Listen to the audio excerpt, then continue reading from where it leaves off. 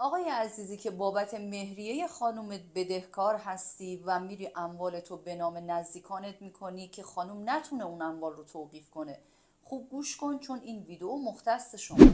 خوب دقت کنید، زمانی که برای مهریه خانم میره اقدام میکنه، چون شما اون اموال رو به نام دیگران زدین، طبیعتا نمیتونه اموال رو به نفع خودش برداره. ولی کار همینجا تموم نمیشه. مرحله بعدیش اینه که خانم مراجعه میکنه به دادگاه خانواده و درخواست میکنه که شما محکوم بشین به پرداخت کل مهریه و اینجاست که شما باید برین تو مهلت 30 روزه دادخواست اعصار بدین و اینجاست که شما گرفتار میشین. چرا؟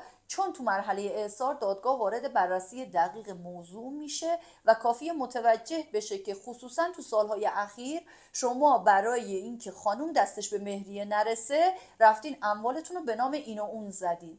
اینجاست که دادگاه با این استدلال که شما علم و آگاهی داشتین که به خانم مدیون هستین ولی اموالتون رو به نام دیگران زدین، اعصار شما رو رد میکنه و شما محکوم میشین که به صورت یک جا مهریه رو پرداخت. درست مثل این رأی که در حق موکل من یعنی خانوم صادر شده و مطابق اون آقا 100 عدد سکه رو باید به طور یک جا و کامل پرداخت کنه. این رأی در مرحله تجدید نظر هم تایید شد.